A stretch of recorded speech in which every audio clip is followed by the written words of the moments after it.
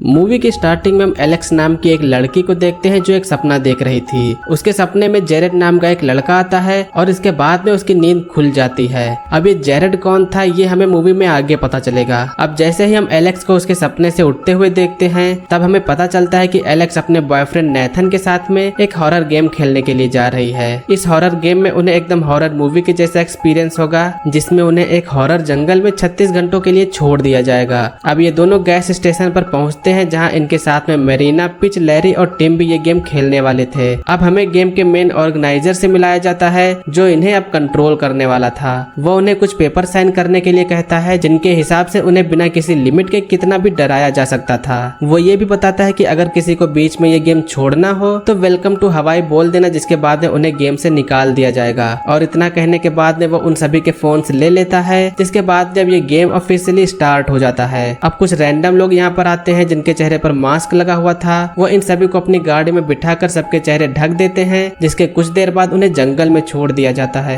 अब जंगल में उन सभी लोगों के लिए कुछ कुछ क्लूज होते हैं जिन्हें ट्रेस करके उन्हें अपने बैग्स मिलते हैं। उन सभी के बैग में अलग अलग चीजें रखी थी। अब हम लैरी के बैग में देखते हैं जिसमें उसे एक न्यूज़पेपर मिला था। उसकी हेडलाइन पर लिखा हुआ था कि कुछ मेंटल पेशेंट्स एस्केप कर गए हैं जो कि उनके लिए काफी खतरनाक हो सकता है। अब ऐसे ही टिम को फ्लैश लाइट, पिच को 2 बुलेट, मरीना को एक गन और नेथन को एक की मिली है। अब इसके बाद में इन्हें एक बॉक्स दिखता है जिसे ये लोग खोलने का ट्राई करते हैं, लेकिन वो पैटर्न लॉक था जिसके लिए उन्हें अपने एनवायरनमेंट को ऑब्जर्व करके उसे खोलना था। एलेक्स को कुछ आइडिया लग जाता है कि पेड़ पर लगे हुए सिंबल्स इस बॉक्स को खोलने में मदद करेंगे, जिसके बाद वो ध्यान से बॉक्स को ऑब्जर्व करती है और पैटर्न को गेस करके उस बॉक्स को खोल लेती है। लेकिन सब अचानक से डर जाते हैं जब उस बॉक्स में से एक कटा हुआ हाथ मिलता है जो कि एकदम फ्रेश ब्लीड कर रहा था। अब हमें रात का सीन दिखाया जाता है जहाँ सब लोग एक साथ मिलकर जंगल में जा रहे होते हैं, लेकिन तभी इनकी फ्लैशलाइट खराब हो जाती है और उसी वक्त ये सभी अपने चारों तरफ मास्क वाले लोगों को देखते हैं। इनसे डरते हुए सभी लोग भागते हुए टेंट के पास में चले जाते हैं जहाँ पर अब ये लोग रात बिताने का फैसला करते हैं। और बातों बातों में हमें ये पता चलता है कि एलेक्स को यहाँ पर आने का मन नहीं था, लेकिन फिर भी वो यहाँ पर आ गई। यहाँ पर हमें ये भी पता चलता है कि टिम की फ्लैशलाइट को कोई और ही कंट्रोल कर रहा है। अब ऐसे ही कुछ देर बाद सभी लोग सो जाते हैं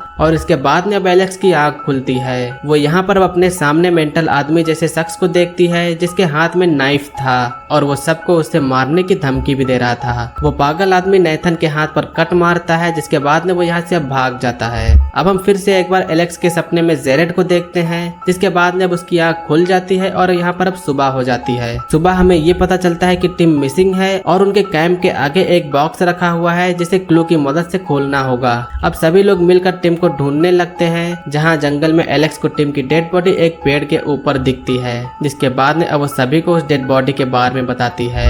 लेकिन जब सभी लोग उसी स्पॉट पर पहुंचते हैं तो वहां पर कुछ भी नहीं दिखता, जिसके बाद में एलेक्स बहुत ही हैरान हो जाती है। अब नेथन यहाँ एलेक्स को अपनी दवाई लेने के लिए बोलता है, जिसका क्या मतलब है वो हमें मूवी में आगे पता चलेगा। एलेक्स दवाई लेने के बाद में बॉक्स के बारे में सोचने लगती है, जिसके बाद में वो बॉक्स को खोल देती है। इस बॉक्स के खुलने पर हमें उसके अंदर एक कंपास मिलता है। पिच इसे देखकर डिसअपॉइंट हो जाता है, जिसके बाद में वो गुस्से में अपनी गन को एलेक्स की तरफ पॉइंट कर देता है। लेकिन तभी एलेक्स को पिछली रात वाला वही पागल आदमी दिखता है, जिसे जल्दी से जाकर पिच उसे पकड़ लेता है। अब पिच उस आदमी से पूछता है कि उसी ने ये सब किया है और उसके बाकी साथी कहाँ हैं, जिस पर वो कहता है कि मेरा सिर्फ एक ही साथी है। जिसके बाद में वो किसी तरह अपने आप को छुड़ा लेता है और किसी तरह वो पिच पर ही अटैक करके उसे मारकर अपने साथ में ले जाता है। अब सबको ये चीज फेक लग रही थी, लेकिन जब मरीना वहाँ पर गिरे ब्लड को टच करती है तो उसे पता चल जाता है कि ये फेक ब्लड नहीं है। जिसके बाद वो वेलकम टू हवाई कह के खुद को इस गेम से बाहर निकालने की रिक्वेस्ट करने लगती है। अब इतना कह देने के बाद में अचानक से वो गायब हो जाती है। अब यहाँ पर सिर्फ एलेक्स, नेथन और लैरी ही बचे थे,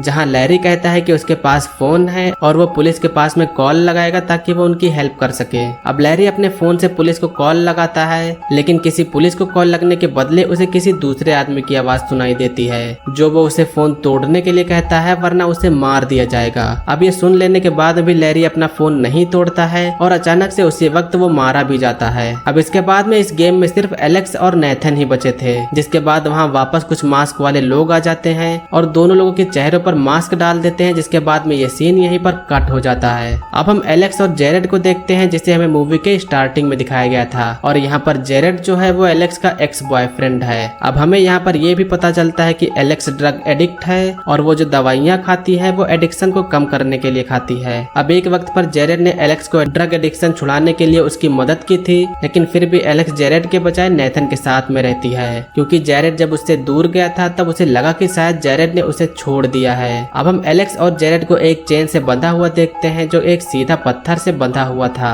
और ये पत्थर पानी के काफी अंदर रखा हुआ था। अब जेरेड खुद को आजाद करने के लिए चैन के सहारे पानी के अंदर जाने लगता है ताकि वो वहां जाकर चैन खोल सके। तभी वहां पर अब नेथन भी आ जाता है जिसके पैरों में भी चैन बंधा हुआ था, लेकिन नेथन को जेरेड के बारे में इसमें कुछ भी नहीं पता होता है। अब नेथन और एलेक्स के बीच में कांटे लगे हुए थे जिससे अगर कोई भी आगे बढ़ता तो उसके पैर में वो कांटे चुभ सकते थे, लेकिन एलेक्स तभी चैन को खींचती है जिसे नेथन के पैर में वो कांटे चुभने लगते हैं। अब जैसे ही एलेक्स बाहर आती है तो उसे याद आता है कि नेथन को स्टार्टिंग में एक की दी गई थी जो शायद इस लॉक को खोल सकता है। इसके बाद में अब जब एलेक्स उस की को ट्राई करती है तो उनके पैर का लॉक जो होता है वो खुल जाता है। अब नेथन फिर से एलेक्स को वो दवाई लेने के लिए कहता है, लेकिन एलेक्स उससे कहती है कि उसने पहले ही दवाई ले लिया था। अब इस पर नेथन उससे कहता है कि उसने ये नहीं लिया था, बट एक्चुअली में एलेक्स ने वो सुबह वो दवाई ले ली थी, लेकिन ये जानते हुए भी नेथन उसे दोबारा वो दवाई लेने के लिए कहता है। अब एलेक्स फिर से उन पिल्स को खा लेती है, जिसके बाद में नेथन उनके पास मिले हुए गन को टेस्ट करने लगता है जो कि नकली थी। अब शाम हो जाती है जहां एलेक्स और नेथन दोनों लोग जंगल में जाते रहते हैं, लेकिन तभी अचानक से नेथन की फ्लैशलाइट बंद हो जाती है। फ्लैशलाइट के बंद होने से पहले उन्हें वैसे ही कॉस्ट्यूम्स दिखती हैं जैसे कि उन्हें स्टार्टिंग में जंगल में एंटर करते हुए कुछ लोगों ने पहनी हुई दिखी थी, यानी कि ये सभी लोग नकली थे। तभी एक हाथ नेथन को जमीन के अंदर खींच लेता है, जिसके बाद में एक मास्क वाला आदमी एलेक्स पर अटैक कर देता है, लेकिन एलेक्स एक लकड़ी से उस आदमी को रेपेल कर देती है, जिसके बाद में वो आदमी अपने मास्क को निकालता है, लेकिन तभी वह फिर से एलेक्स के हाथों से वो लकड़ी छीन लेता है, जिसके बाद में एलेक्स अपने गन से उस आदमी को शूट कर देती है, लेकिन इस बार उसमें नकली बुलेट नहीं थी